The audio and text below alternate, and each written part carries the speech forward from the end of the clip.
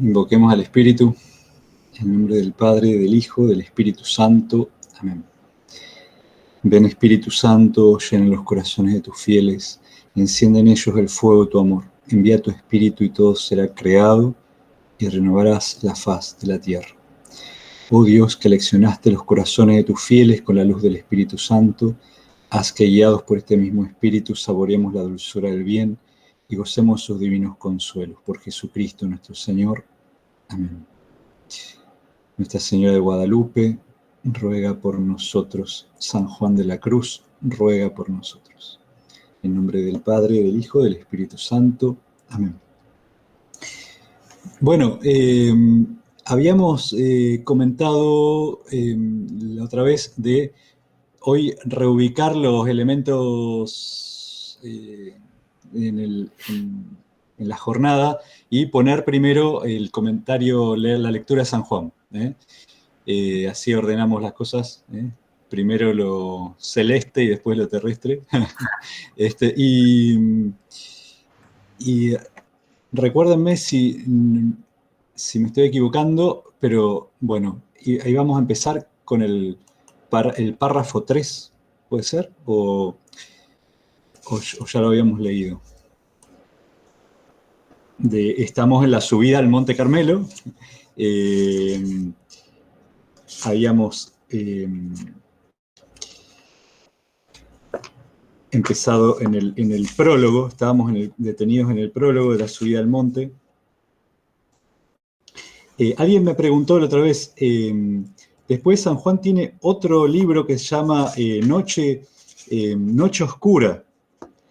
Y empieza, y claro, Noche Oscura, él vuelve a empezar a comentar este mismo poema. O sea, en una noche oscura, con ansias en amores inflamada, oh dichosa aventura, salí sin ser notada. Ese mismo poema con el que él está empezando a comentar acá, en su vida al Monte Carmelo, es el que empieza a comentar también en Noche Oscura. Son como este primer comentario, que en el fondo no quedó del todo concluido, y después él retomó todo en Noche Oscura.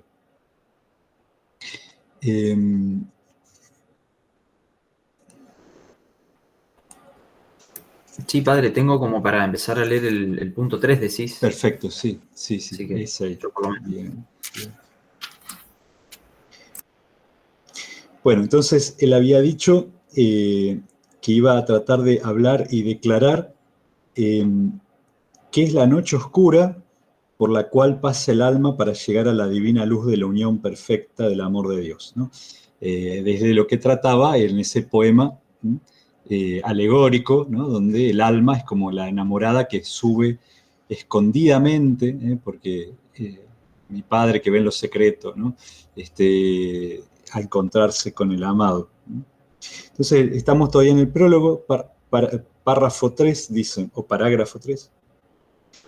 Para lo cual me ha movido no la posibilidad que veo en mí para cosa tan ardua, es decir, no son mis capacidades por las que voy a escribir, ¿no? Sino la confianza que en el Señor tengo de que me ayudará a decir algo, por la mucha necesidad que tienen muchas almas, las cuales, comenzando el camino de la virtud y queriéndolas nuestro Señor poner en esta noche oscura para que por ella pasen a la divina unión, ellas no pasan adelante, a veces por no querer entrar o dejarse entrar en ella, entrar o dejarse entrar, porque San Juan va a decir que entrar en la noche no es solamente un acto voluntario, ¿no? Es como un dejarnos entrar, como una acción pasiva, ¿no? A veces por no entender y faltarles guías idóneas y despiertas que las guíen hasta la cumbre. Algo que ya Santa Teresa también, su maestra y compañera en la Reforma, también advertía que no todos los maestros, los sacerdotes, los confesores o los directores espirituales entienden qué es esta noche. Y así es lástima ver muchas almas a quien Dios da talento y favor para pasar adelante. Acá talento tal vez lo estoy usando en el sentido más antiguo de la palabra, que es, bueno, no más antiguo, pero sí, el sentido más medieval de la palabra, que es el impulso, el deseo, no en el sentido del talento de que Dios te da los talentos de la parábola. Dice, así es lástima ver muchas almas a quien Dios da talento y favor para pasar adelante, que si ellas quisieran animarse, llegarían a este alto estado y quédanse en un bajo modo de trato con Dios, por no querer o no saber o no las encaminar y enseñar a desasirse de aquellos principios. Y ya que, en fin, nuestro Señor las favorezca tanto, que sin eso y sin esotro las haga pasar, incluso si Dios, sin nada de todo lo que dije antes, ¿no? Él mismo hace que el alma pase, dice, llegan muy más tarde y con más trabajo y con menos merecimiento por no haber acomodádose ellas a Dios. O sea, como que las almas a veces se resisten a entrar en esta noche y a veces entran, pero tarde, dice, ¿no?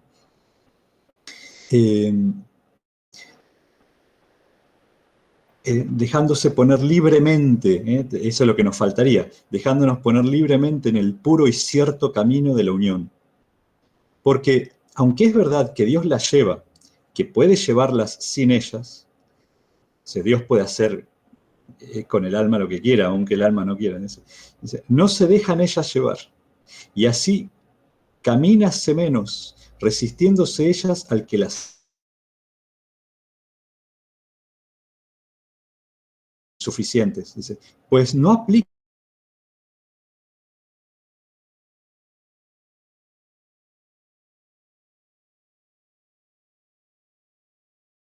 siendo en esta resistencia a Dios que quiere ponerlas en la noche.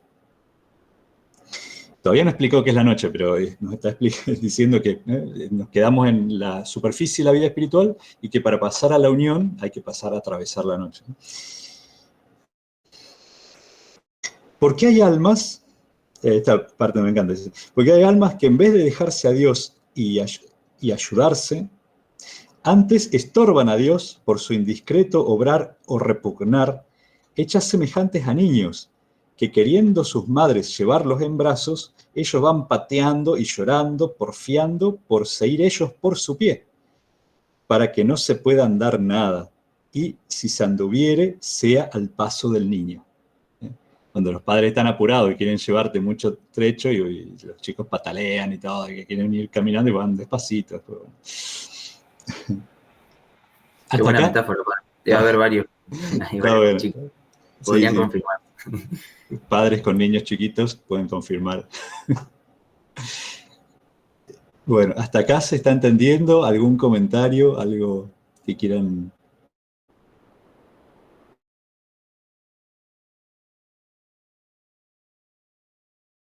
Ya lo dijiste, padre, pero suena muy a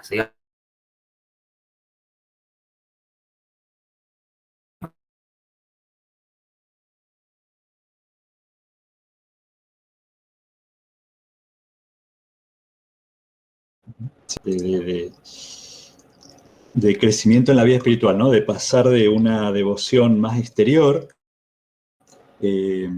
más hecha simplemente de devociones, de oralidad, de recitación de oraciones, ¿no?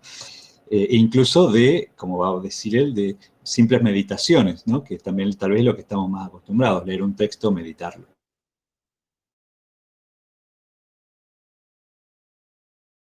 Más adelante. A mí se me hace muy, muy curioso como esta idea de una persona que haya pasado como por el proceso de santidad de tantas otras personas, como haberlos visto, ver cuáles son las dificultades, que avanza más lento, más rápido. Es como que bueno, muestra a alguien que ha dedicado toda su vida a eso, propiamente. Que bueno, que es la idea un poco de todos, pero bueno, hay que tener mucha experiencia como para ponerse a hablar con autoridad del tema. Claro, totalmente, sí. Por eso justamente es un santo.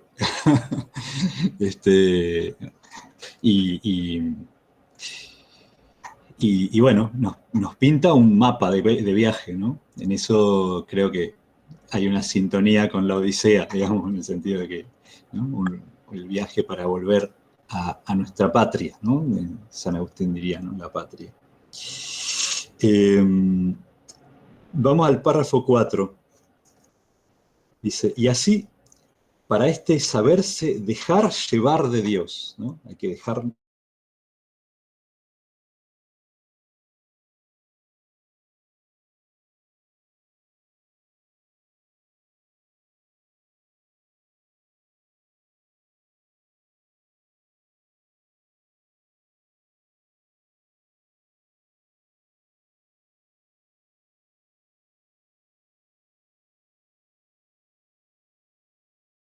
de la Jesús cuando dice, ¿no? Hay quien rinde el 30, el 60, el 100 por uno, ¿no? Aparecen como 3 escalones, digamos, en la respuesta. Dice, así a los principiantes como a los aprovechados, con su ayuda daremos doctrina y avisos para que sepan entender, o a lo menos dejarse llevar de Dios. Porque algunos padres espirituales, es decir, algunos directores espirituales, que por no tener luz y experiencia en estos caminos, antes suelen impedir y dañar a semejantes almas que ayudarlas al camino. Hechos semejantes a los edificantes de Babilonia, que habiendo de administrar un material conveniente, daban y aplicaban ellos otro muy diferente, por no entender ellos la lengua, y así no se hacía nada. Bueno, es una interpretación que hace San Juan de Babel, ¿no? Que por qué se interrumpió la Torre de Babel, porque, claro, unos decían, pasame la mezcla, y el otro le pasaba no sabe qué cosa, ¿no? Entonces, dice, por lo cual es recia y trabajosa cosa en tales sazones no entenderse un alma ni hallar quien la entienda. Hay como una incomunicación de idiomas, ¿no? Vos le estás diciendo a tu director espiritual, me pasa esto, y el director piensa que está diciendo otra cosa, ¿no? Este quiere dejar la oración, ¿no? Una persona viene y le dice, no puedo, me cuesta hacer oración vocal, ¿no? Entonces, bueno, es porque, quién sabe, puede ser que el director acierte, pero él dice, a veces, es justamente porque el alma está buscando una simplificación de la oración, ¿no?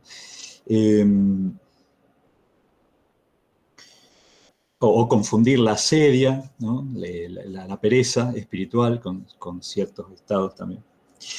Bueno, dice, porque acaecerá, sucederá, que lleve Dios un alma por un altísimo camino de oscura contemplación y sequedad. Sequedad en el lenguaje espiritual, eso significa que uno no siente cosas emocionalmente en la oración, ¿no? Esa sería como una oración seca, como sin emociones interesantes. Acaecerá que lleve Dios un alma por un altísimo camino de oscura contemplación y sequedad, en que a ella le parece que va perdida, ¿no? Y que estando así, llena de oscuridad y trabajos, aprietos y tentaciones, encuentre con quien le diga, como los consoladores de Job, o que es melancolía, o desconsuelo, o condición, o que podrá ser alguna malicia oculta suya, y que por eso la ha dejado Dios. Y así, luego suelen juzgar que aquella alma debe de haber sido muy mala, pues tales cosas pasan por ella. Otro ejemplo de incomprensión de la Biblia es los amigos de Job, los consoladores de Job, que en vez de consolarlo lo ahogaban más. Hay una obra de teatro de Fabrice Hallage, no sé si lo ubican, converso, un francés converso al catolicismo. Tiene una obra que se llama Job o la desgracia de los amigos, ¿no? Actualiza un poco la historia de Job. Que no lo comprenden, ¿no? Le dicen, Job, esto será algún pecado tuyo, por el cual estás en esta oscuridad, es lo que le dicen a Job, ¿no? Estás sufriendo esto porque sos un pecador, ¿no?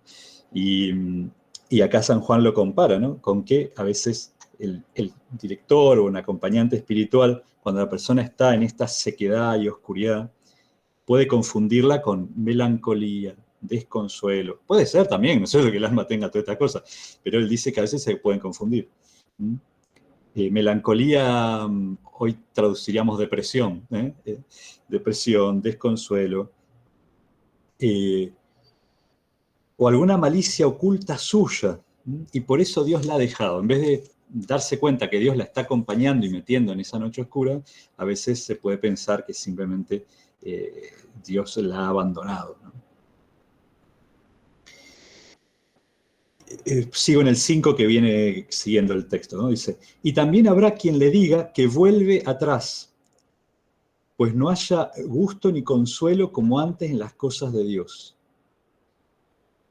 Que vuelve atrás, o tal vez que vuelva atrás, habría que revisar esto. Y así doblan el trabajo a la pobre alma, porque acaecerá que la mayor pena que ella siente sea del conocimiento de sus miserias propias, en que le parece que ve más claro que la luz del día, que está llena de males y pecados, porque le da a Dios aquella luz de conocimiento en aquella noche de contemplación, como adelante diremos. Y como haya quien conforme con su parecer, diciendo que será por su culpa, crece la pena y el aprieto del alma sin término, y suele llegar a más que morir. Bueno, también esta confusión, ¿no? El alma en estado de noche se da más cuenta de sus pecados. Si a su vez un mal director espiritual le dice, efectivamente, esto te pasa porque sos muy pecador, no distingue, ¿no?, entre el estado de la noche y la advertencia del propio pecado. Dice, y no contentándose con esto, pensando los tales confesores que procede de pecados, hacen a las dichas almas revolver sus vidas y hacer muchas confesiones generales y crucificarlas de nuevo. Volver y volver y volver. Las confesiones generales, a lo mejor ahora no estamos tan acostumbrados, pero son donde no confesamos simplemente desde la última confesión hasta el presente, sino una revisión total de vida. Es un ejercicio más bien espiritual que es simplemente sacramental, porque son pecados que ya están confesados y están perdonados en realidad. Pero bueno, a veces se recomienda una vez cada tanto, ¿no es cierto?, hacer una confesión general. Y dice, bueno, pero en esto vuelven a torturar al alma, ¿no? Es como una especie de psicoanálisis prolongado y permanente, ¿no? Las crucifican de nuevo. Dice, no entendiendo que aquel, por ventura, no es tiempo de eso ni de esotro, sino de dejarlas así, en purgación que Dios las tiene, consolándolas y animándolas, a que quieran aquello hasta que Dios quiera, porque hasta entonces, por más que ellas hagan y ellos digan, no hay remedio. Bueno, o sea, acá lo que tiene que hacer el confesor, dice, más que a torturar a la persona con revisión y recapitulación de pecados, es animarlas y consolarlas y decirles que quieran estar en esa purgación, se mantengan en ese estado, hasta que Dios quiera. Porque por más que ellos hagan y digan, dice, no hay remedio.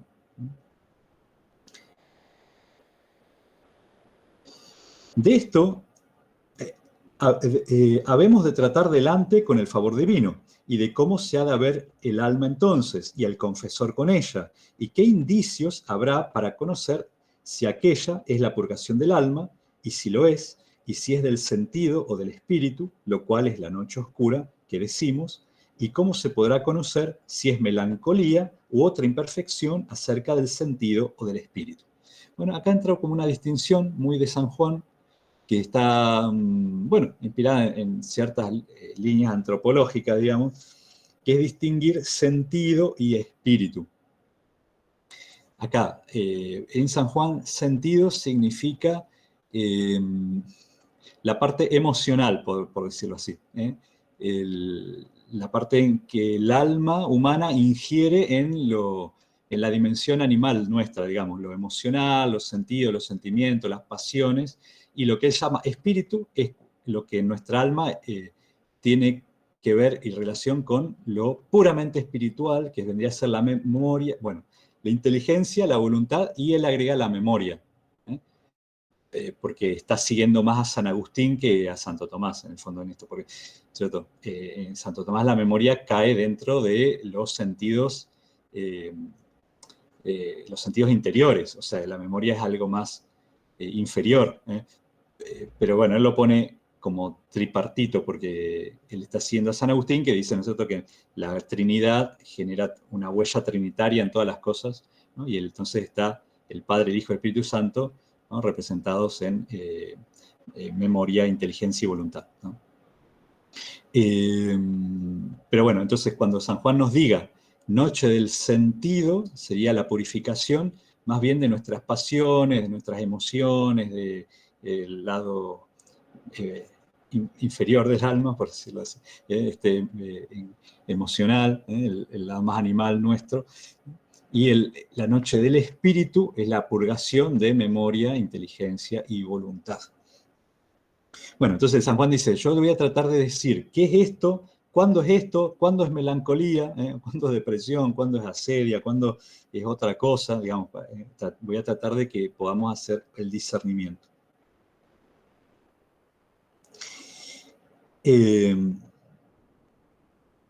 Porque podrá haber algunas almas que pensarán, ellas o sus confesores, que las lleva Dios por este camino de la noche oscura de purgación espiritual, y no será por ventura, sino alguna imperfección de las dichas, y porque hay muchas almas que piensan que no tienen oración y tienen muy mucha, y otras que piensan que tienen mucha y es poco más que nada. Bueno, todo el espectro. Algunos pueden pensar que están en la noche oscura, y tal vez no, tal vez es otra cosa. Algunos pueden pensar que no tienen realmente vida de oración y tienen muy mucha, o que tienen mucha y en realidad no tienen casi nada. Dice, bueno. Padre, sí. Es una obviedad y es de lo que... y que sepa de estas cosas, para no caer en un error, que es pensar que, no sé, que esa supuesta noche oscura es por tus pecados, o pensar al revés, que estás en la noche oscura, digamos, y en esas cosas elevadas de la oración. Como ese, no sé, me hizo acordar a ese meme recurrente, Señor, deja de darme las peores batallas, a este soldado, algo así, flaco, te estoy pidiendo que tiendas tu cama nomás, le dice. Claro.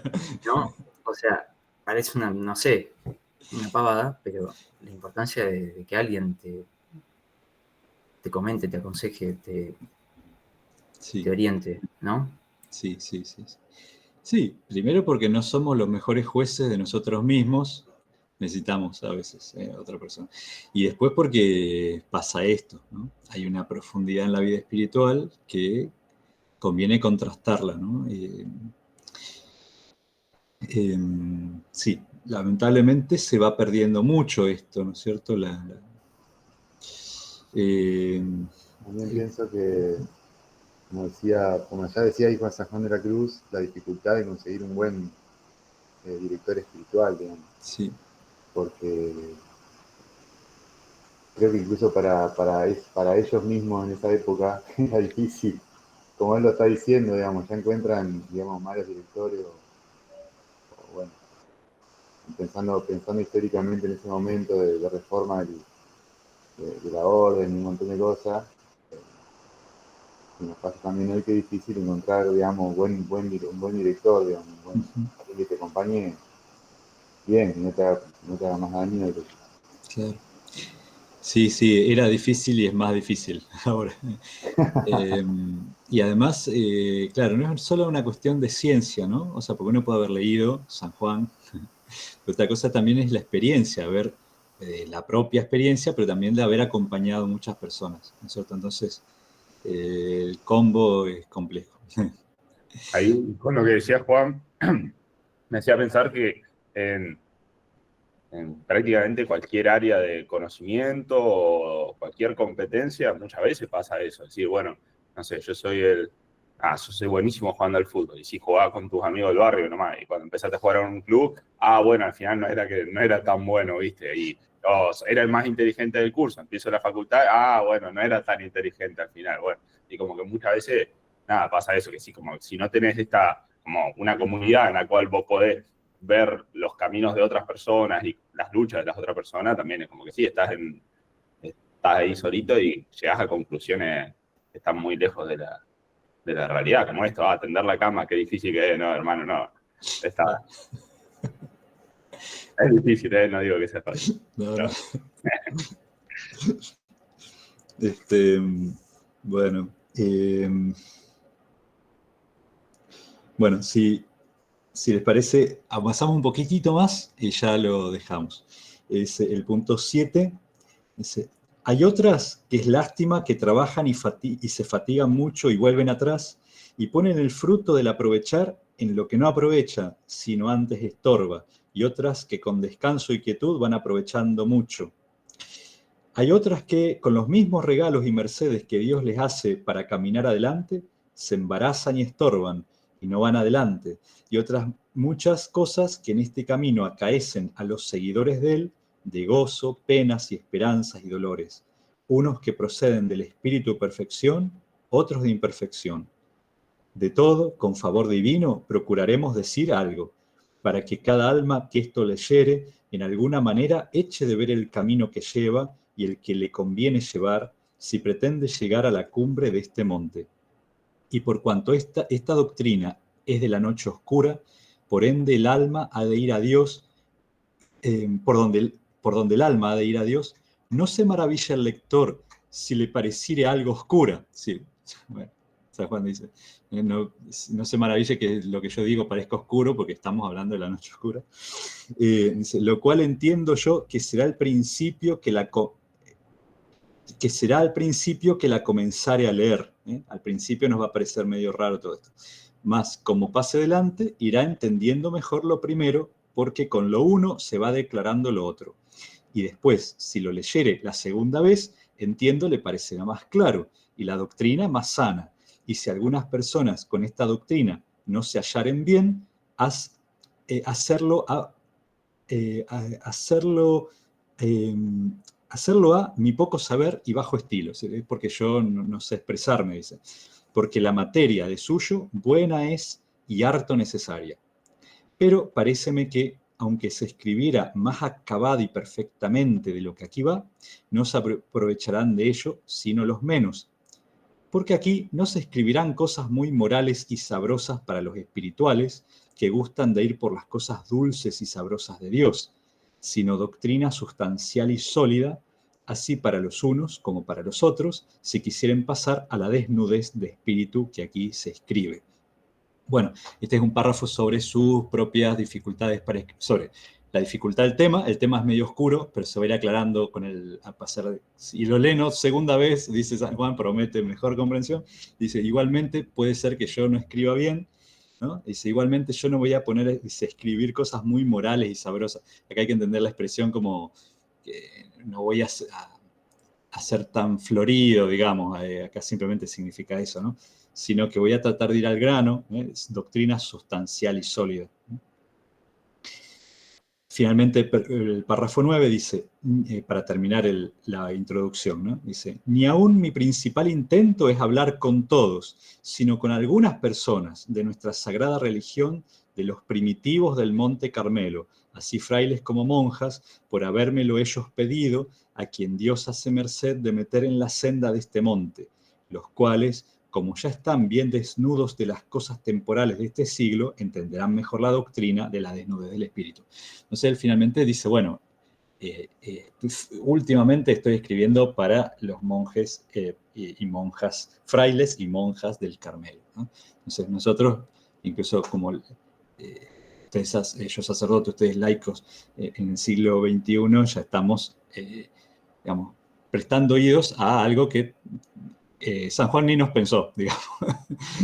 Pero bueno, en la providencia de Dios, como está San Juan declarado doctor de la Iglesia dice que nos sirve a todos, aunque San Juan haya pensado que no. Bueno, dejamos acá. Ahora sí, los escucho a ustedes, ya que han estado sumergidos ahí en las primeras rapsodias, en los primeros cantos de la Odisea. No sé si vamos comentando por cantos, si les parece, sobre la Rapsodia 1, bueno, la otra vez habíamos hecho una introducción general, habíamos leído alguna parte, pero si alguno en la relectura o algo le parece o quiere compartir ahora con todos, a lo mejor un fragmento que le interesó o algún comentario sobre el canto primero.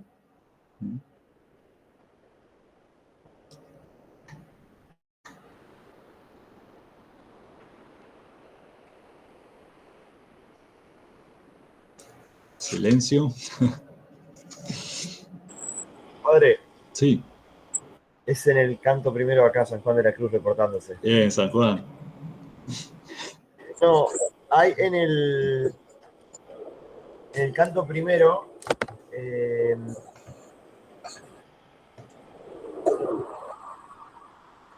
no, que me recuerda, o sea, estoy diciendo un disparate, pero me recuerda cuando Jesús se les presenta a los discípulos de Maús, que lo reconocen después. Que Atenea, digamos, se viste de mentes, Dementes, sí. y que, digamos, está junto con Telémaco. Telémaco, digamos, es como que no se da cuenta y después él se queda razonando y dice, ok, me doy cuenta que era un dios, era la diosa Atenea, que no era Mentes. Me recordaba un poco ese pasaje.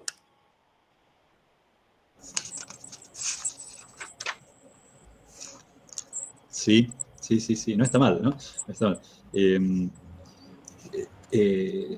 Telémaco se da cuenta justamente, ¿no? Dejóle en el alma fortaleza y valor y un recuerdo más vivo que antes de su padre querido. O sea, es lo que le dejó la experiencia, ¿no? Sí. El no ardía nuestro corazón de los discípulos de Maús, ¿no?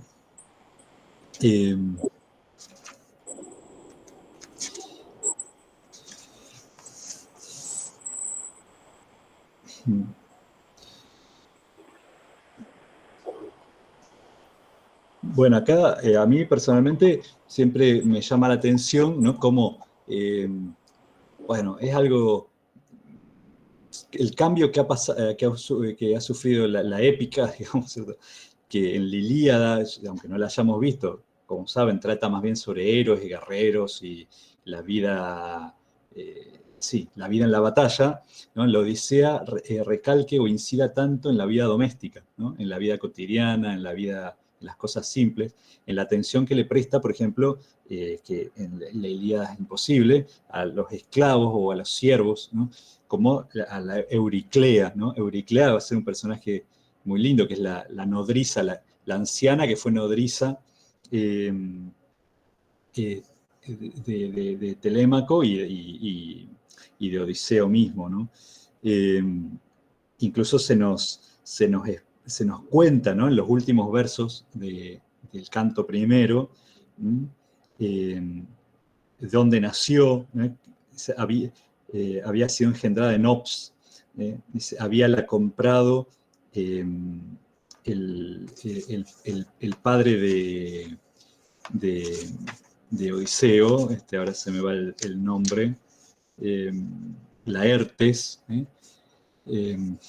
había comprado cuando no era núbil, no era una jovencita ya adolescente, ¿no? O sea, más chiquita. Dice, Laertes con sus propios dineros, entregando por ella el valor de 10 pares de bueyes, en una enormidad. Dice, al igual de su esposa lo honró en el palacio, mas nunca con la esclava se unió por temor de las iras de aquella. Bueno, esa Euriclea después va a seguir acompañando, ¿no?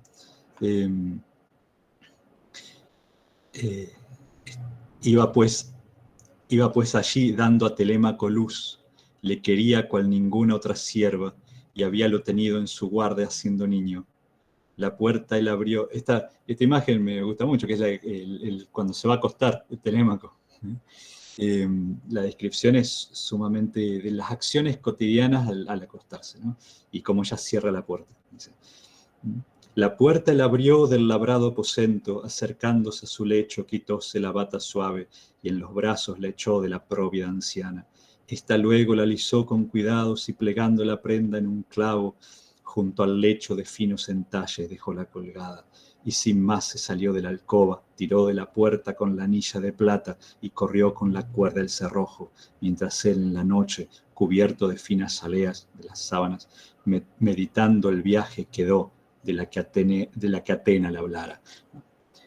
Y nos deja a Telémaco despierto a la noche. Es el Telémaco que está justamente, que está por dejar la adolescencia y empezar su acción como adulto, ¿no?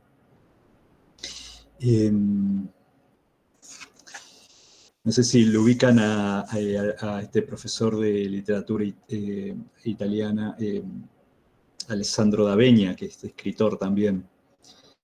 Alessandro d'Avegna tiene alguna novela inspirada en la Odisea, no recuerdo ahora el título, creo Cosas que nadie sabe, creo que se llama.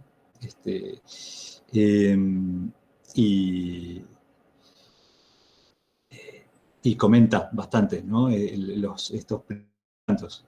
Si leyeron los primeros 4 cantos, todavía Odiseo no aparece.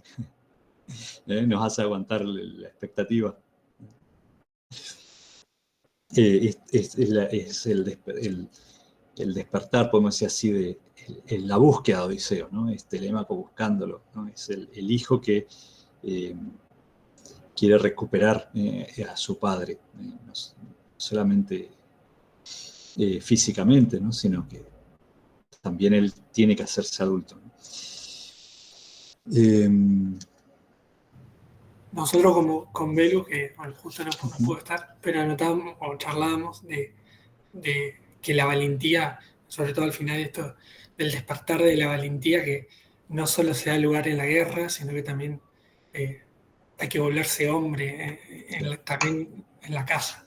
Y como al final obviamente aparece ahí Eurémaco y como que la cachucha, dicen, como, no sé, bueno, ya te va a tocar la hora, sé fuerte y yo te abrazo, te acompaño. Sí, sí, sí, sí.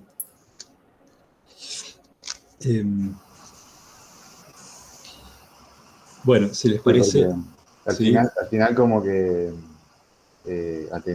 Atenea lo va ahí guiando, empujando y bueno, le va consiguiendo todos los medios materiales y demás, pero el que tiene que decidirse es Telémaco, digamos, como a salir, digamos, y a hacer y a hablar, animarse ahí a hablar con los ancianos, digamos, y demás, en la asamblea, digamos. Después Atenea lo ayuda un montón, digamos, pero si él no arranca, no se produce nada, digamos. Exactamente, ¿no? Ahí pasamos al canto 2, que es...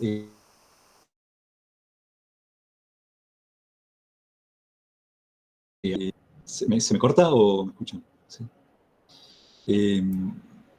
Apenas se cortó, 5 segundos, padre, pero dale. El canto 2, la Rapsodia 2, es justamente Telémaco convocando a las...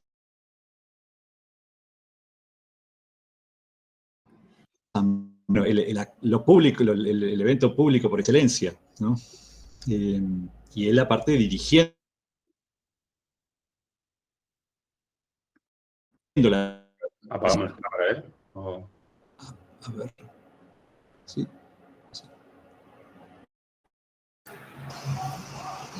Padre, por ahí se te corta, pero... Él tiene que convocar.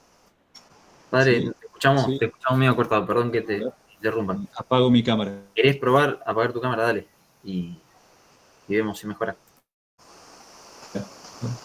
No sé si ahora se me...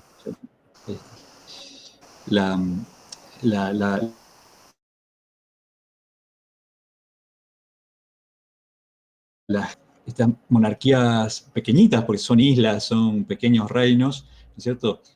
Funcionan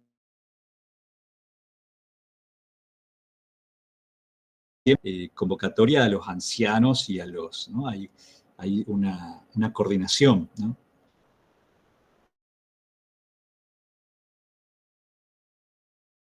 familias, digamos. Bueno, el canto 2 empieza con un verso que se va a hacer famoso,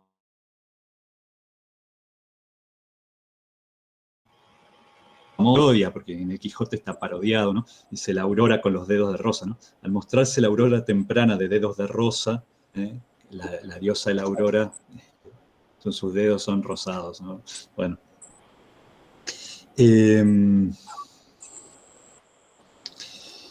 Y en este caso, en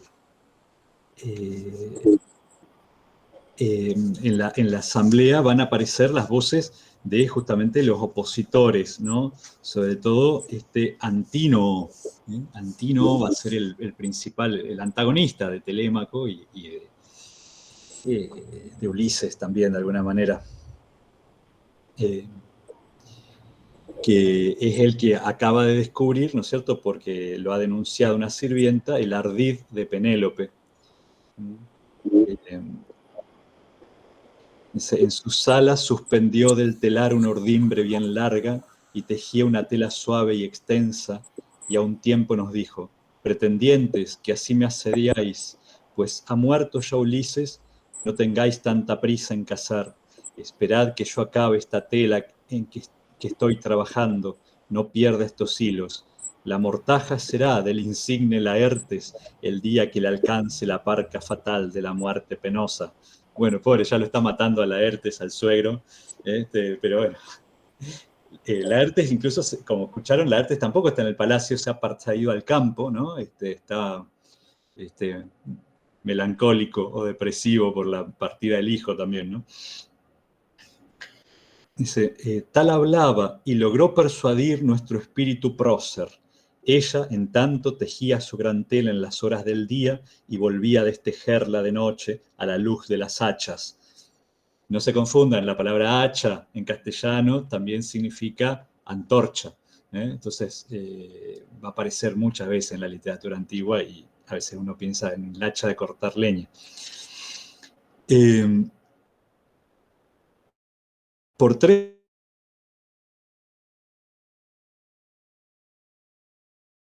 mas corriendo ya el cuarto, al volver la estación del comienzo, lo contó una sirvienta enterada de todo.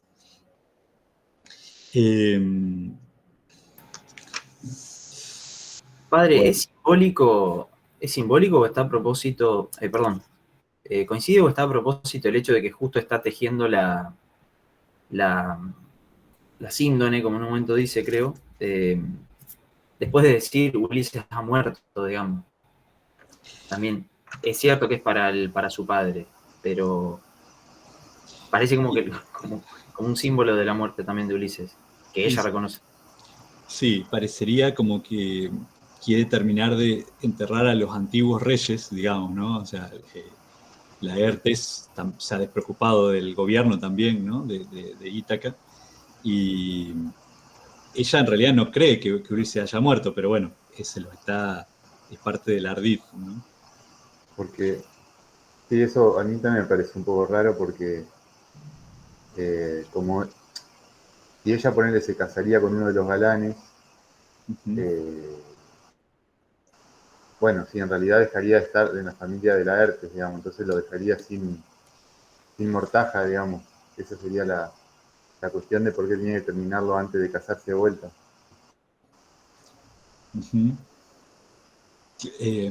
Claro, sí, ella pasaría... O sea, pasaría a otra familia, digamos, y su suegro, digamos, ya no sería parte de su familia, digamos. Entonces lo dejaría abandonado, digamos, sin hijo ni nuera. Sí, sí, es así. Y bueno, el poder real pasa con ella, digamos, ¿no? De una familia a otra. Esto aparece mucho en la literatura.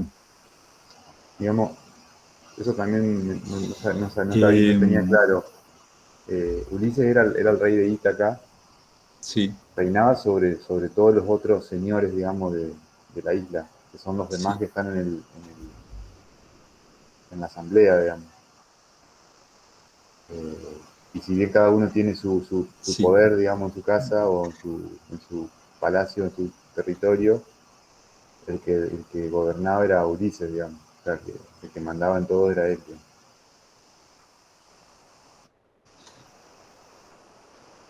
Claro, efectivamente.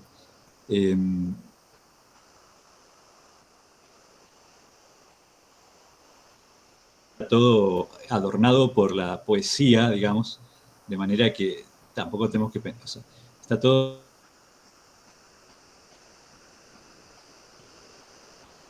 Son terratenientes y personas creo que se me está cortando más, ¿no es cierto? Bueno, me va a conectar desde el teléfono, me parece. Así. Dale, padre, te esperamos, tranqui. Porque mi red. Vamos a usar los datos. Un segundo. Le vamos a matar los datos al padre. Che, Pablo, viste que vos recién comentabas lo de hacerse hombre. Unos versos adelante, unos versos atrás en del canto 2, vieron que dice, digamos, toma la posta Telémaco, donde está denunciando todo lo que hacen, digamos, que matan los bueyes, ovejas, cabras y demás, se dan al vino espumoso en la casa, y en un momento dice, pues falta en mi casa un varón como Ulises, capaz de echar fuera una tal maldición. Yo no puedo a mi edad, pero luego, ¿seguirá mi desgracia? Jamás llegaré a serme fuerte. Me hizo acordar eso que decías vos, digamos, de que tiene que hacerse fuerte también en la casa, no solo en la guerra a la que fue su padre. O sea, él reconoce que no la puede gobernar a la casa. Me llamó la atención ese.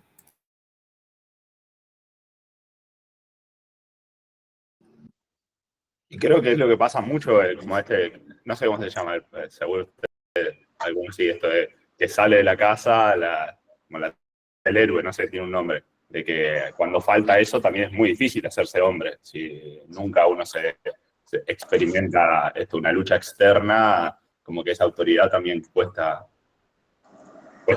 vivirla en el hogar también.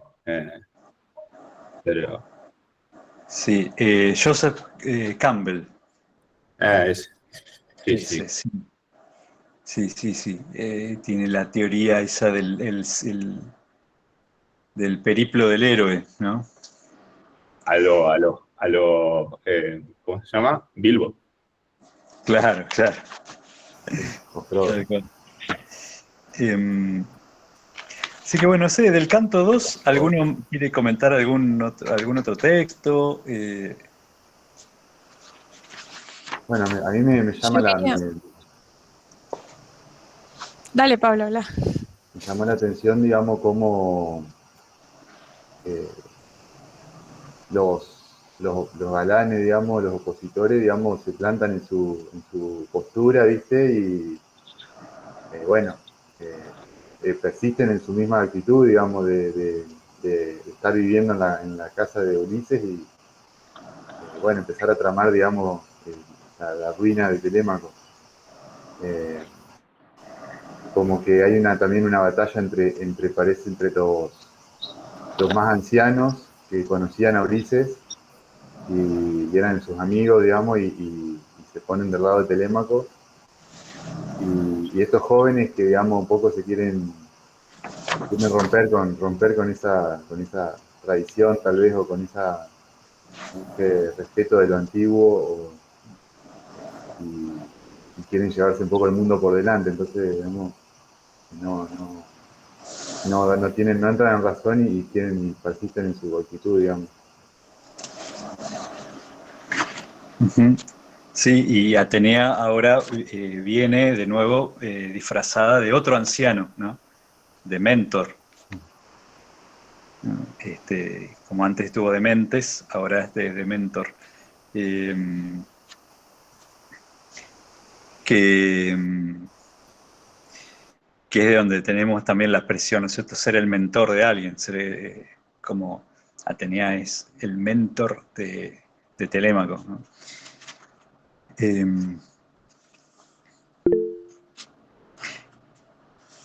Y acá está lo que, Pablo, vos decías, que Atenea estuvo recorriendo la ciudad y parando con uno y con otro, los iba persuadiendo, ¿no?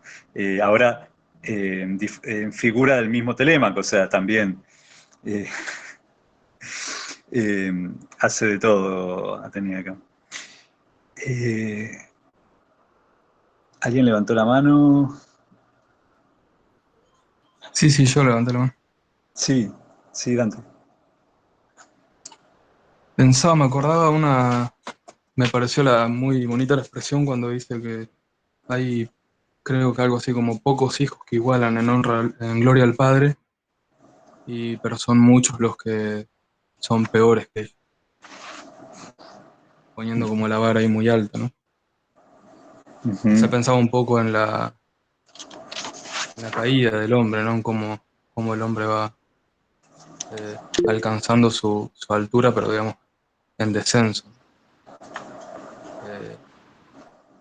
Y también pensaba en esto lo he escuchado hablar de cómo florecen los hombres, ¿no? Y se marchitan cuando no hay, eh, se ven cuando hay entrenamiento militar, ¿no? Que les gritan en la cara y los insultan y los patean y parece que el hombre se robustece más en vez de aplacarse. Y cuando le falta eso se marchita, ¿no? Un poco. Quizá lo comparaba un poco con eso, por lo menos yo. Sí.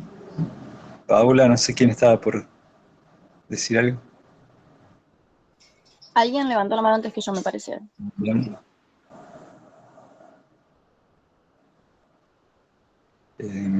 Yo no veo bien quién, porque tengo la pantalla chiquita. Si no hay nadie, hablo.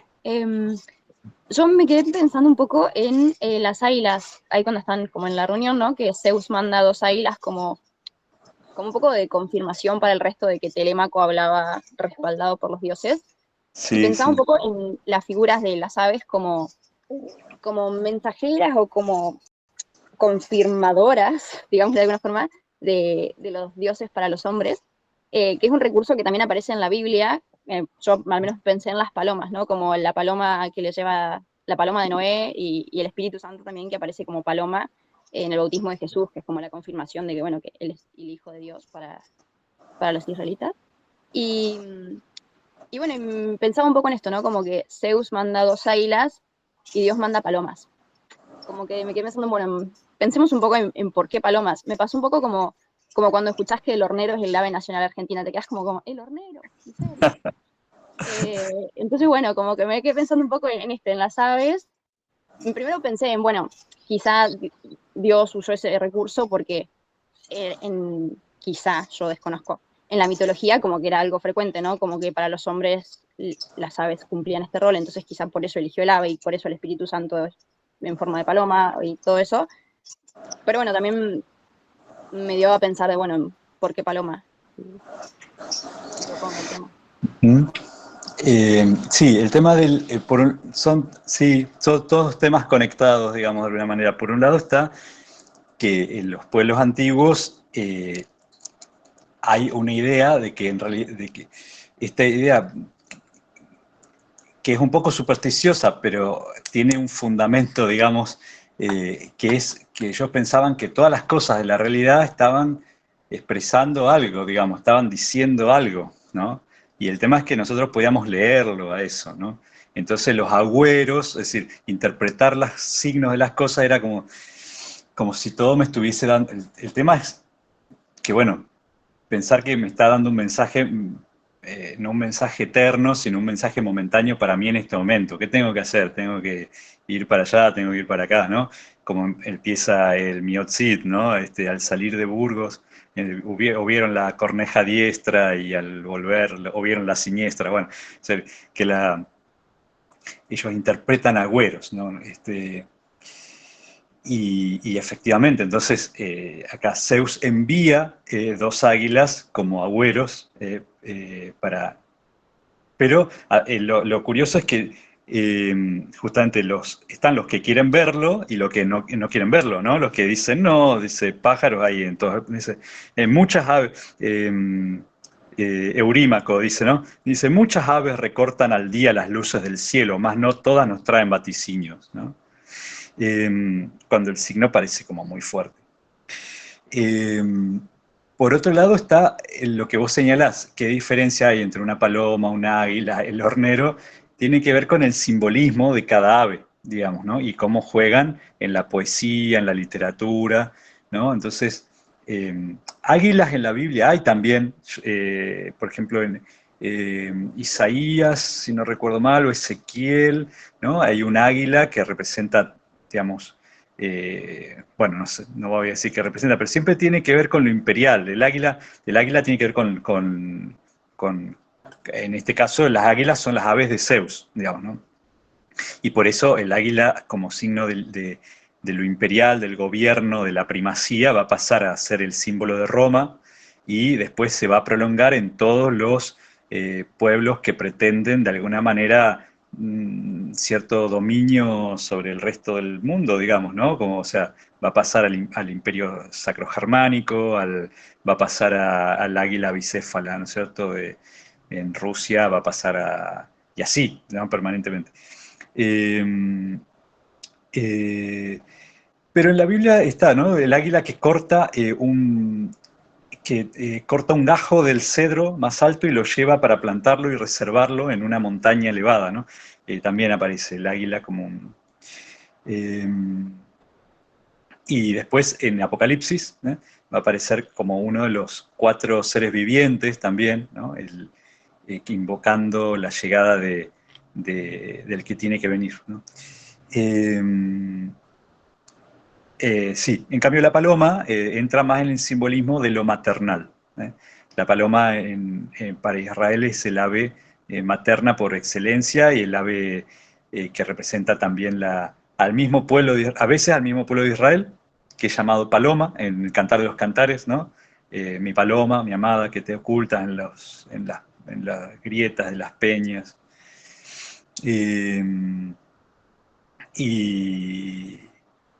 Y por eso la acción fecundante del Espíritu Santo aparece justamente señalada, digamos, ¿no? Con la imagen de la paloma también. No sé si a alguien quiere comentar algo más de ese pasaje de las águilas que se comen entre ellas, se picotean un poco y siguen volando. Sí, padre. No, respecto a la pregunta que ella decía de la paloma, el tema de la paloma mensajera, que en la antigüedad las palomas, digamos, se usaban para transmitir los mensajes, como mensajera de Dios. Yo creo que en ese sentido interpretaba lo de la paloma, porque siempre se vio en la antigüedad que las aves transmitían los mensajes. Por ejemplo, Odín tenía cuervos, o sea, en todas las mitologías se pueden ver las aves como mensajeras de la divinidad. Sí. Acá específicamente, si nos miramos la mitología griega, las palomas son de Afrodita, digamos, ¿no? Afrodita tiene siempre palomas. Entonces, y como Zeus tiene águilas, digamos.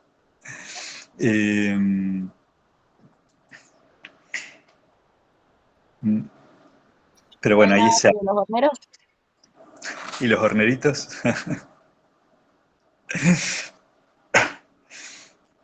Son los trabajadores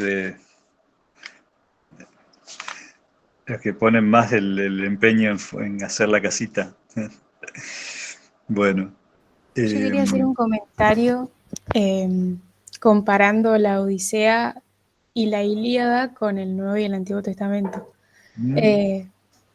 Como usted nos dijo, padre, la reunión pasada, la Ilíada se enfoca más en la guerra, como, digámosle, en la búsqueda de poder, de gloria por parte de Aquiles, de ser reconocido por todos, pasar a ser reconocido. Y Troya en sí me hizo acordar, la guerra de Troya me hizo acordar a cómo en el Antiguo Testamento reinaba en el mundo cierta violencia antes del diluvio de Noé. Y fue como, bueno, después de la caída de Troya, o sea, sé que no tienen nada que ver uno con el otro, pero esa imagen de como cierta desequilibrio, no sé si decirlo así, pero después como cierta paz ahora en la Odisea, después de que termina la guerra, con el Nuevo Testamento, con la venida de Cristo, también cómo cambia el enfoque, ya es como más familiar, más de la patria, más de volver a casa.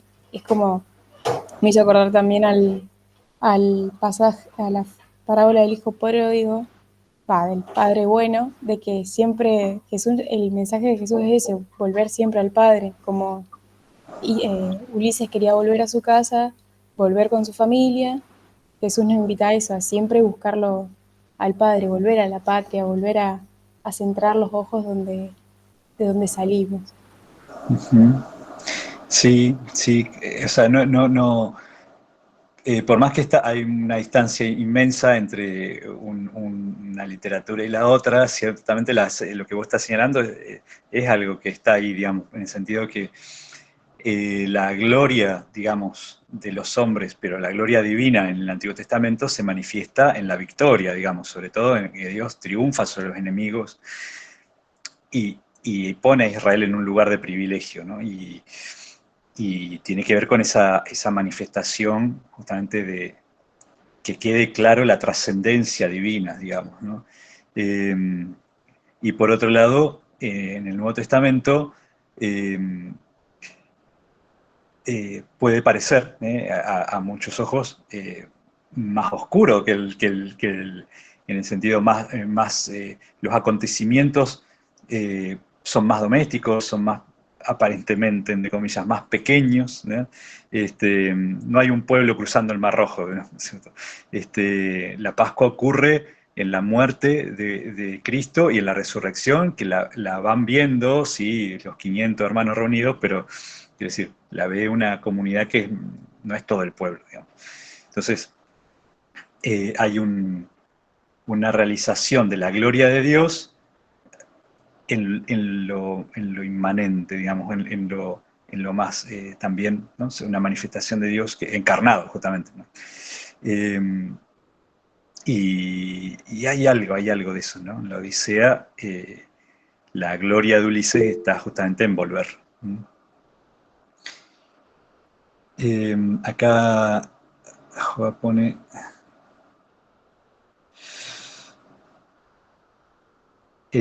Joa pone, alguien llamó a esos lugares comunes en la narrativa histórica arquetipos narrativos. Es un poco lo que pasa a los subcreadores al desarrollar sus historias. No hay cómo escapar de esos patrones que Dios impuso, insuperables. Sí, sí, coincido. Bueno, ¿alguien quiere comentar ya algo, les parece, del canto 3? Donde Telémaco, ¿no? Canto 3, Telémaco visita a Néstor en Pilos, canto 4, Telémaco visita a Menelao en Esparta, ¿no? Entonces tenemos estos dos viajes, ¿no? El primero el viaje por mar para salir de Ítaca, ¿no? Y va a visitar a Néstor. Es un capítulo muy lindo, bueno, los dos son muy lindos, no sé si alguien quiere decir algo.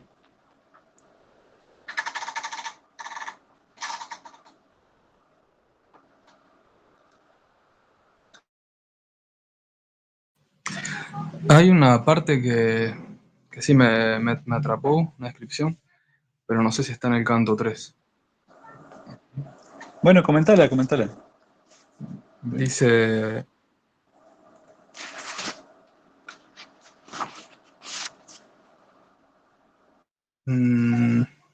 sale allí contra el mar neblinoso una peña escarpada y desnuda, al confín de Gortina tremendo oleaje. Lleva el noto a su flanco a la izquierda, del lado de Festo, y una roca pequeña contiene el furor de las olas. Esa última parte me recordó a la roca pequeña, ¿no? Que contiene el furor de las olas, al Salmo 93, donde compara a esta rebelión de las naciones paganas, ¿no? Contra Dios, y Dios, bueno, en la cima como superando, ¿no? Todo esto y mandando silenciar los estruendos de las gentes en un momento con su voz que dice que es mucho más impetuosa. Y bueno, y la roca pequeña de Daniel también. Sí, evidentemente los tópicos literarios y poéticos vamos a encontrarlos en la literatura a lo largo de todo el tiempo, ¿no? Y la imagen de la piedra embestida por el oleaje ha dado que pensar, digamos, ¿no? Nos da que es una gran imagen, ¿no?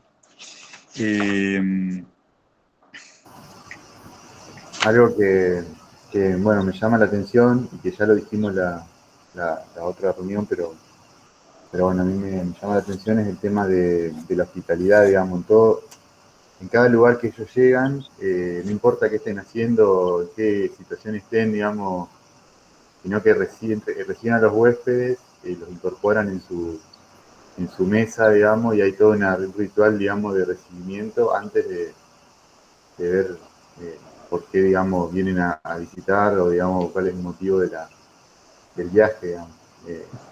Antes Bueno, siquiera saber su nombre. Claro, claro. sí, Antes de comer, sí, todo. Después, ¿quién sos?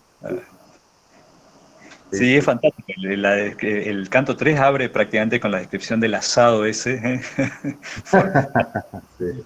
Es un sacrificio, obviamente es un banquete sacrificial, digamos, pero no deja de evocarnos a nosotros, ¿no es cierto?, un montón de cosas, ¿no? Donde está Néstor con sus, que es uno de los héroes de Troya, ¿no?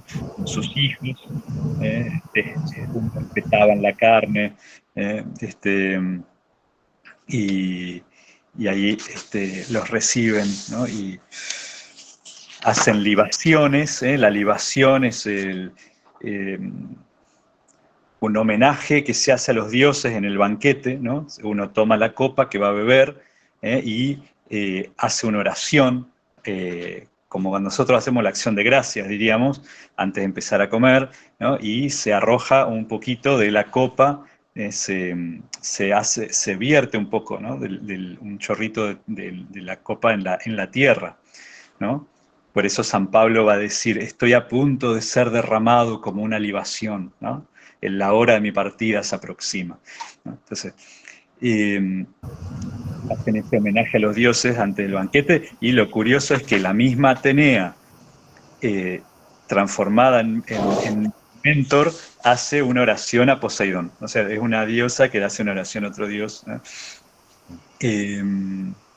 También esta idea, padre, de que en la sangre está la vida, digamos. Sí, Por eso sí, lo que sí. se liba es la sangre, digamos. Sí, sí, sí, sí. No, perdón, lo que se liba es el vino. Lo que se ofrece es el sacrificio porque se mata al animal, ¿eh? Pero la libación es de vino. La copa que vos vas a beber, digamos, antes de beber. Le devolvés algo a la tierra, digamos. Esa sería la idea, Sí, como que le devolvés una parte de tu... brindás con los dioses, o sea, el primer traguito lo toman los dioses. Después sí queda en el lenguaje cotidiano, libación, libar es beber, ¿no? ¿Se acuerdan de la Traviata? Por lo menos les sonará, ¿no es cierto? Que dice libiamo, bueno, ¿no? Pero ahí simplemente que dice que tomemos, digamos, pero libación originalmente es este acto, digamos, religioso. Ahí, bueno, Néstor desarrolla el relato del parte de la guerra de Troya, ¿no? Se va a reconstruir ahí. En 9 años tentamos la plaza, tramando ruinas con ardides sin cuento. Durante 9 años estuvieron tratando de tomar Troya. Dice, allí nadie jamás pretendió compararse en ingenio con Ulises divino, que a todos con mucho vencía en las trazas más varias tu padre. Si tal como dices, hijo suyo eres tú. Aparece la amistad, ¿no? Descrita entre Ulises y él, ¿no? Dice, un alma, una mente a los dos nos movió, ¿eh? Con prudencia inspirábamos ambos a los dánaos lo más saludable, buscando su medro, que es su prosperidad. Y después dice, arrasado que hubimos el alto castillo de Príamo, Príamo es el rey de Troya, dice, en las naves volvíamos y un dios dispersó a los aqueos. O sea, esta amistad ahora se ha dividido, se han separado porque los dioses los han separado, dice. En su ánimo Zeus tramó la ruina en la vuelta a los dánaos, pues no fueron todos sensatos ni justos. Aparece siempre esta idea de que Zeus obra con justicia, ¿no? Y que en cierta relación a las acciones, ¿no?, de los humanos, porque no fueron todos sensatos ni justos. Y ahí habla de la caída, ¿no?, de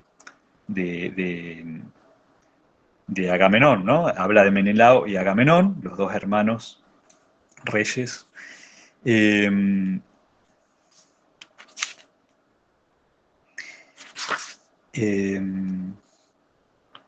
Y la caída, se los llama Átridas a los dos, o Atridas, perdón, Atridas, que quiere decir hijos de Atreo, ¿no? Tanto a Menelao como a Agamenón se lo llama el Atrida, ¿no? Es decir, el hijo de Atreo.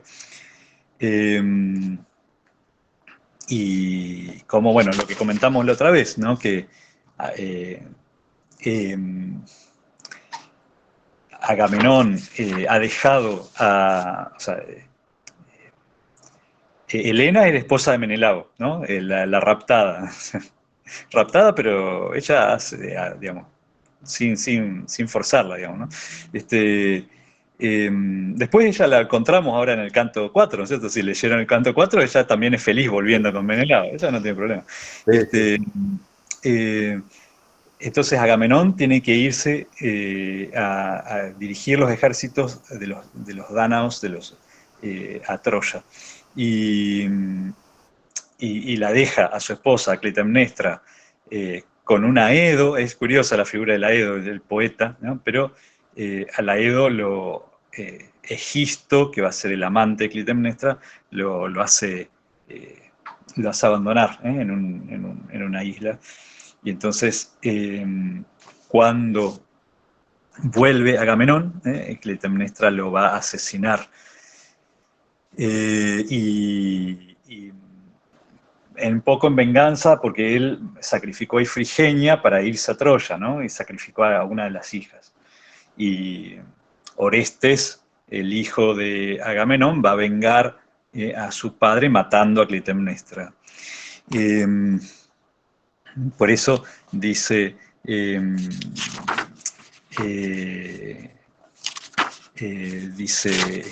Néstor, dice, bien ha dado el varón que perece si deja algún hijo, como aquel que el desquite tomó de la muerte paterna. O sea, lo ensalza Orestes porque vengó al padre, ¿no?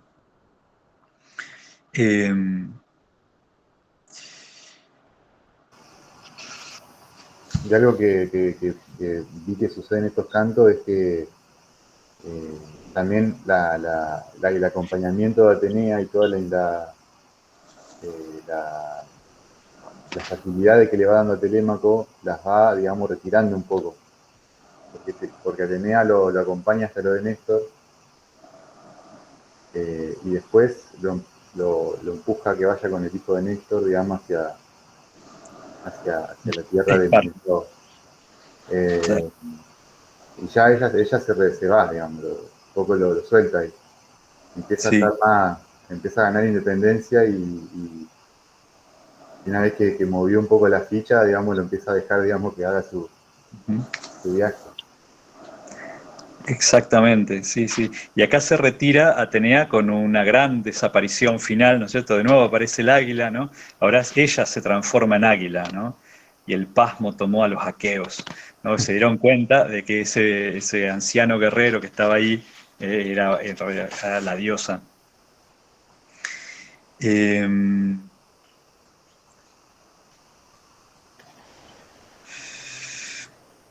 Hay un pasaje también interesante donde Telémaco todavía duda, ¿no? Dice, porque Néstor le dice, nunca vi que los dioses mostraran a un hombre el afecto que a la vista de todos mostraba tu padre Atenea. Es decir, Atenea también era protectora de Ulises, ¿no? De Odiseo. Dice, y si a ti te quisiera otorgar ese amor y cuidado, bien que alguno de aquellos pusiera en olvido el casorio. Es decir, si vos te haces digno, digamos, discípulo de la diosa, no va a ocurrir el casamiento de los pretendientes, ¿no? Y Telémaco dice, no espero que se logre ello así, ni aun queriendo los dioses. Y entonces, al punto, dice, la divina Ojisarca Atenea, Ojisarca de ojos azules, le habló de este modo. ¿Qué palabra, Telémaco, huyó del vallar de tus dientes? El otro día nos reíamos de esta expresión. ¿Qué palabras huyó del vallar de tus dientes? Fácil es para un dios, si lo quiere, aunque sea desde lejos, socorrer un mortal. Y por mí, más quisiera, tras muchas pesadumbres, llegar a mi casa y gozar del regreso, que venir a morir en mi propia morada, del modo que murió Agamenón, por engaño de Egisto y su esposa. Entonces, aparece que no es tan buena la muerte de Agamenón, justamente, ¿no? Dice, mas la muerte es común para todos, ni pueden los dioses evitarla al amado varón, una vez que le toma el destino fatal del morir y el yacer perdurable. Es decir, los dioses pueden, pero hay algo que puede más que los dioses, que es la muerte, ¿no? Como dice acá, el destino fatal. Recordemos que en este mundo antiguo, los dioses son parte del mundo, pero por encima de los dioses está la physis, la naturaleza, digamos, y que es lo que se manifiesta como destino, como fatalidad.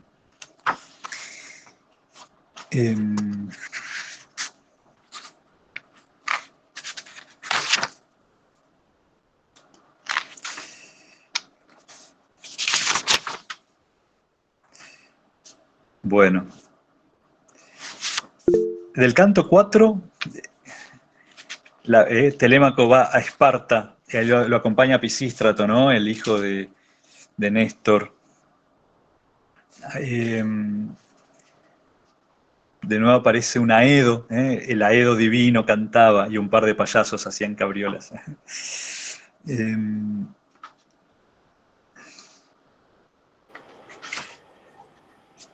¿Alguien quiere comentar algo de este canto? Padre, una pregunta del canto anterior. Sí. A mí la parte que más me gustó fue precisamente la transformación de Atenea en el águila. Lo que no entiendo es que Néstor dice, y no es otro de aquellos que habitan las casas olimpias, más la hija de Zeus, de gloria sin par, Tritogenia. Sí. ¿Por qué le dice así? Me imagino que no se confundió de diosa y es otra. No. Tritogenia. No, son todos nombres epítetos, digamos, ¿no? Epítetos son como adjetivos, digamos, ¿no? Así como esa Atenea es hija de Zeus y también se la llama Tritogenia, la nacida tres veces, si no recuerdo mal. Vamos a chequearlo en el Google, pero creo que es porque Atenea tiene como lo mismo que Dionisos, creo que tiene varios nacimientos.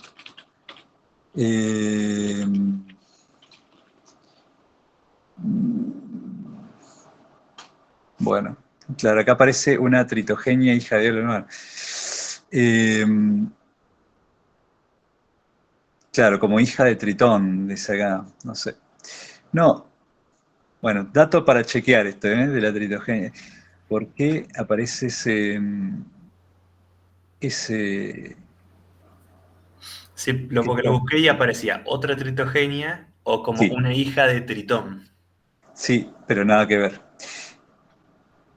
Bueno, te lo averiguo para la próxima, pero creo que yo por algún lado yo tengo en mi cabeza, pero no lo puedo chequear ahora, que tiene que ver con el nacimiento de... Como Acá busqué y me aparecen tres cosas. Origen en el lago Tritonis. Dice que habría nacido o emergido cerca del lago Tritonis en Libia, Por eso se la llama Tritogenia, es decir, nacida del lago Tritonis, o hija de Tritón, que es menos frecuente esta versión, dice que fue criada por el dios marino Tritón y por eso recibe ese nombre, o la tercera opción, que es tercera nacida. Algunos también han sugerido que el nombre tiene que ver con que fue la tercera hija de Zeus, pero esta teoría es más dudosa. Claro. Yo tenía en mi cabeza algo de eso, como que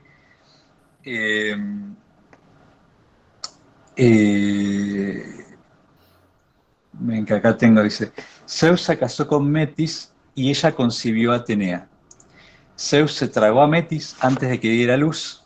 Metis dio a luz a Atenea dentro de la cabeza de Zeus, donde creció hasta la adultez. Zeus se casó con Hera, ella dio luz a Hefesto. Luego Zeus dio a luz a Atenea con la ayuda de Hefesto, que le abrió la cabeza. Pero bueno, esto me daría 2 nacimientos nomás de...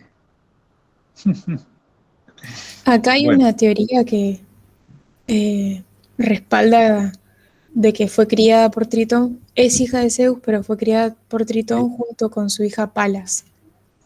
Dicen que cuando Atenea nació, Tritón como que la educó con su hija Palas y se hicieron muy amigas hasta que Atenea en un combate termina matándola a Palas. Claro. Y adopta el nombre, por eso la llamamos Palas Atenea. Claro. Porque es el nombre de la misma fallecida. Sí, en general, bueno, van a aparecer muchos epítetos de los dioses. Ahora no recuerdo otros, pero así como aparece de los mismos seres humanos, normalmente el epíteto referido a su padre, ¿no? Como esto de los Atridas, son los hijos de Atreo. Van a aparecer otros.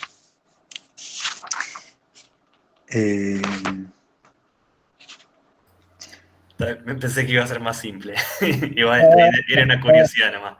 No, tranquilo. Con el canto 4. Bien. Sí. Canto 4, sí.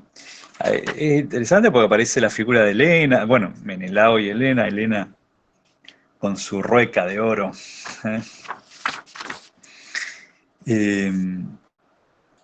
Y tiene bastante protagonismo, o sea, Helena habla bastante en este canto también. Sí, está buena cómo sigue la crónica de Troya, de la guerra de Troya, digamos, van ahí dando más datos, digamos. Sí.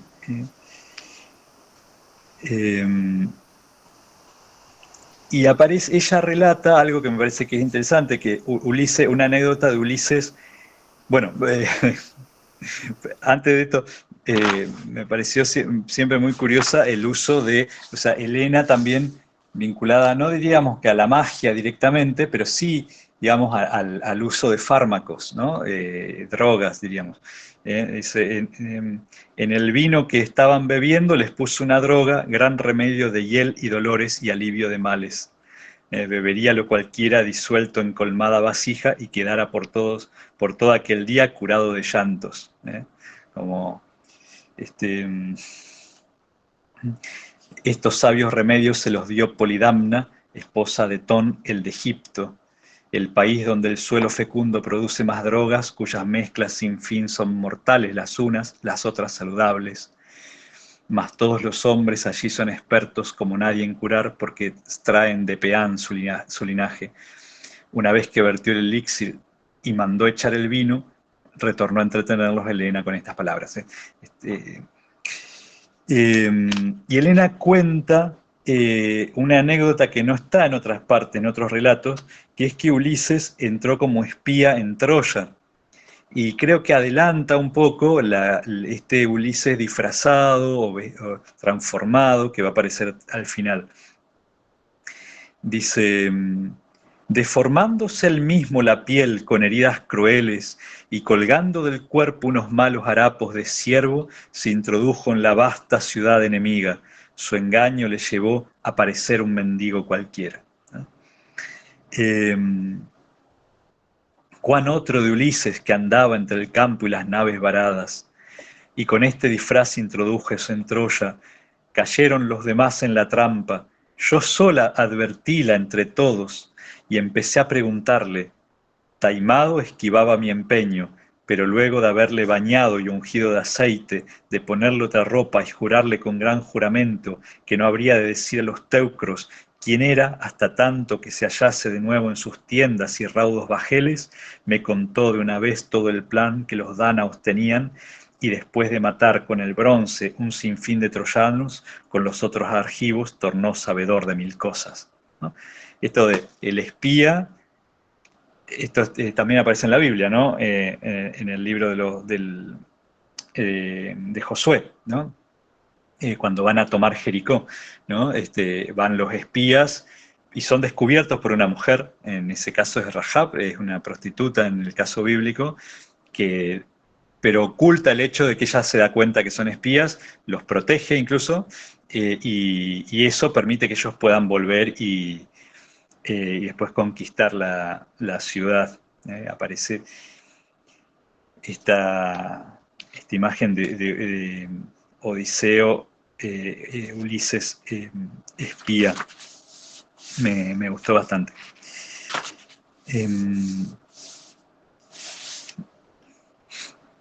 Y después Menelao se larga, bueno, un gran relato fantástico, no sé si alguien quiere comentarlo.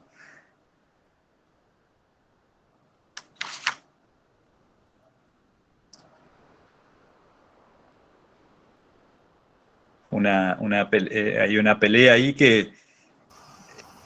Cómo conoce la historia, digamos, y cómo tiene noticias de Ulises, digamos, pero bueno, para llegar a eso te narra, digamos, toda su aventura, digamos, cómo queda varado en una isla y necesita, digamos, capturar a un anciano del mar, a un dios, para conocer cómo salir de la isla, digamos. Uh-huh. Ahí aparece Proteo, ¿no? Proteo es el viejo del mar. El viejo del mar, un personaje, sí, mítico, es como un dios misterioso que está ahí. Y que se puede transformar en muchas, en muchas cosas, ¿no? Por eso es difícil atraparlo, ¿no? Hay que lograr agarrarlo, ¿no? Veías lo cambiado de pronto en reptil que se arrastra en el suelo, después convertido en hoguera violenta, en agua. Cambióse primero en león melenudo, en serpiente, después en leopardo y en cerdo gigante, luego en corriente de agua y en árbol frondoso, ¿no? Y esta serie de transformaciones, ¿no? Van a pasar bueno, en la mitología de varios pueblos, ¿no? Está parodiado de una manera muy simpática en la Espada en la Piedra de Disney. ¿Se acuerdan la versión del Rey Arturo, ¿no? Donde Merlín combate con una bruja y se van transformando cada uno en una cosa distinta, ¿no? Son todas extensiones, ¿no? de este personaje, ¿no? De este Proteo.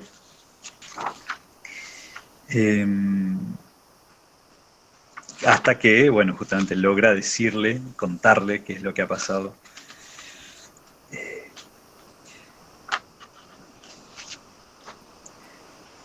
Y le revela que está retenido por la ninfa Calipso, que es de donde empezamos, ¿no? Que estaba retenido por esta ninfa en su isla.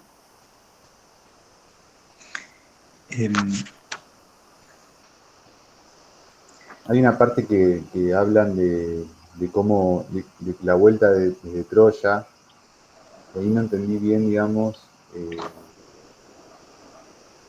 hay como una discusión entre Menelao y Agamenón, digamos, y si ofrecer sacrificio o no ofrecer, digamos, y bueno, se dividen ahí, entonces después tienen distinta suerte cada uno, digamos. Sí. Sí, el mismo Menelao dice, porque Proteo le dice, no has ofrecido sacrificios perfectos, ¿no? Dice, no debiste embarcar sin hacer sacrificios perfectos al gran Zeus y las otras deidades. Y entonces Menelao dice, cumpliré todo esto, anciano, cual tú me lo ordenas. Porque de hecho Menelao no puede salir de esta isla donde está con Proteo, ¿no? Y ahí va a poder. Pero efectivamente, Proteo le revela la muerte de los héroes, ¿no? Que es como los que volvieron supuestamente gloriosos de Troya han ido cayendo.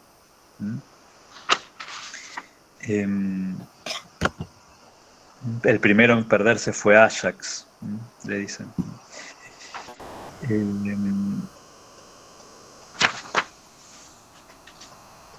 Y le relata la muerte de su propio hermano, la muerte de Agamenón, ¿no? Matóle tras sentarlo al festín, como a buey amarrado al pesebre.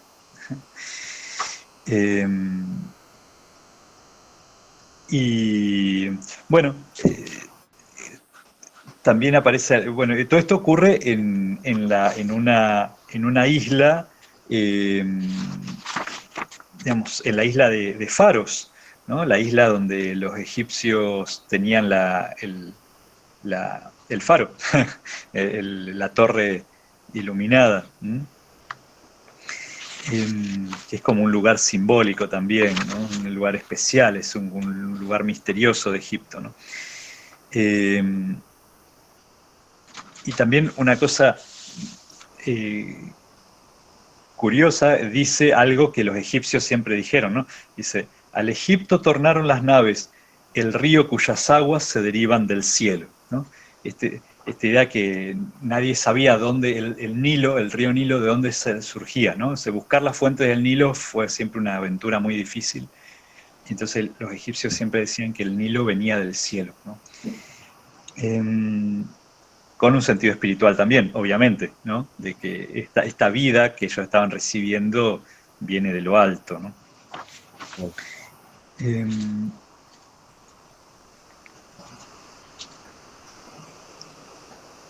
Y bueno, también me gustan esos versos que describen a Ítaca como un lugar muy pobre, ¿no? El verso 605 y el siguiente dice, allá en Ítaca, esto lo dice el mismo Telémaco, dice, allá en Ítaca faltan praderas, caminos, es tierra para cabras, más digna de amor que la rica en, dice, más digna de amor que la rica en caballos. En las islas abiertas al mar los corceles no tienen donde corran ni pascan, y en Ítaca menos que en otras.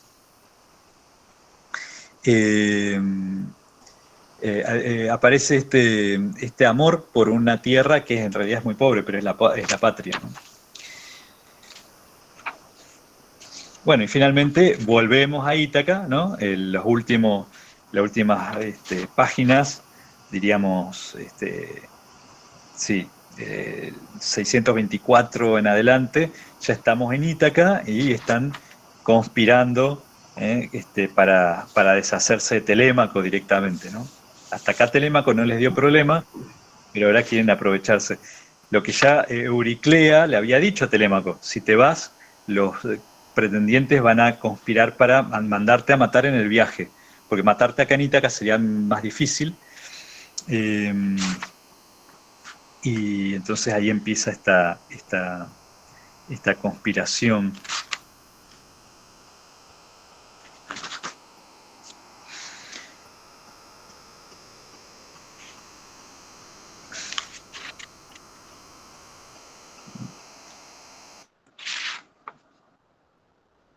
Y volvemos. Ahí también vuelve a aparecer Penélope, que se entera, digamos, de que Telémaco se fue.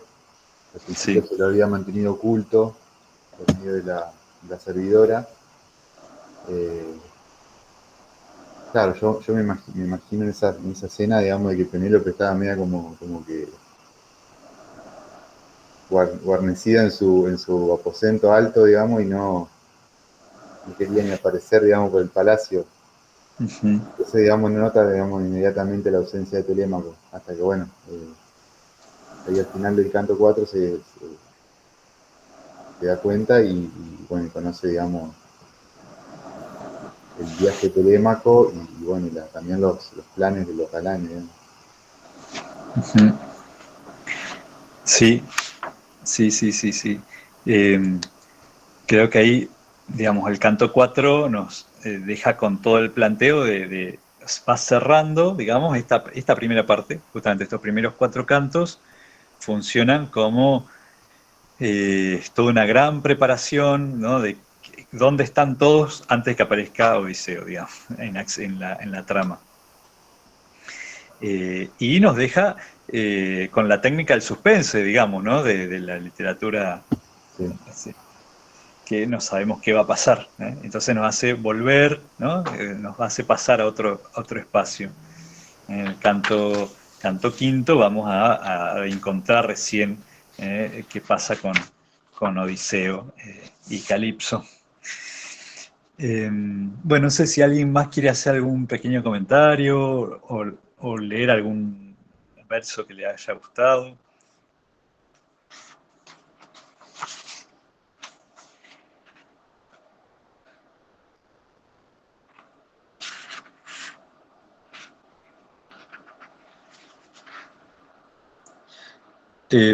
Bueno, entonces, para la próxima, ¿sí?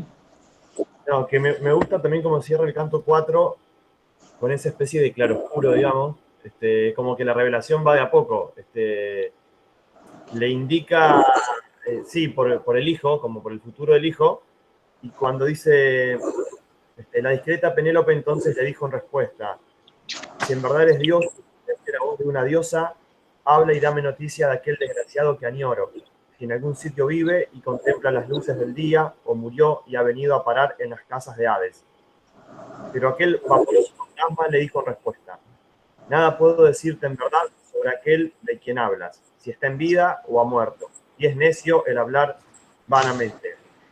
Después cierra tal diciendo, del cuarto escapó bordeando el cerrojo a las brisas del aire, y del sueño se alzaba entre tanto la nacida de Icario y hallaba aliviado su pecho por la clara visión que le vino en la paz de la noche.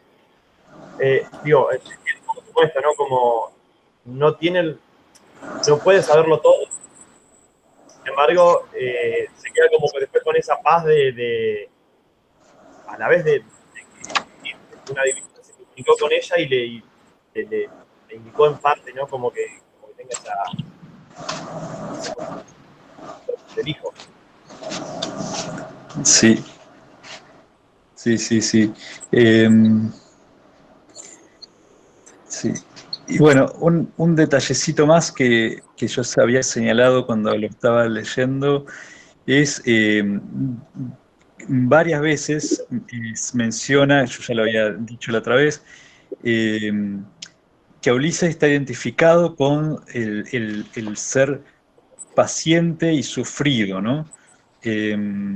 Por ejemplo, Telémaco dice, infeliz entre todos lo parió su madre, por ejemplo. O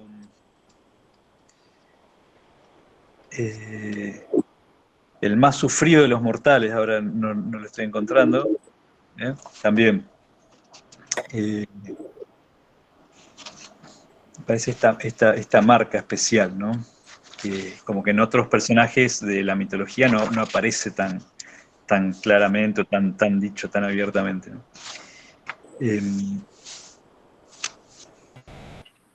¿Alguno más?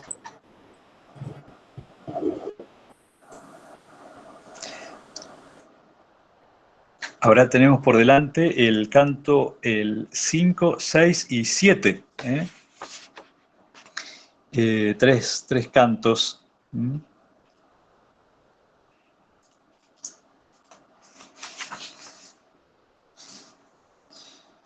Sí, 5, 6 y 7. ¿Le parece?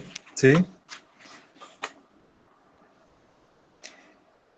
No sé si alguno, Juan Cruz o San Juan de la Cruz, Ariel, ¿alguno tiene algún aviso parroquial? Algo que... Avisos parroquiales. No, bueno, la próxima reunión va a ser en 2 semanas, el 4º sábado de abril. Y nada, motivarlos a que se animen a completar el formulario que mandó Clara, me parece, al grupo. Está bueno para tener un poquito una idea de los que somos. Así que bueno, lo posible, los que no pudieron completarlo, que lo hagan. Y no sé si hay otro aviso, Ariel. No, bien. Por lo menos. Bueno, cerramos con... Bendecida Semana Santa. Gracias, Gracias, Padre, igual. igualmente. Gracias por todo. Nos vemos. Bendiga. Gracias, adiós. Hasta luego. Chao, gracias.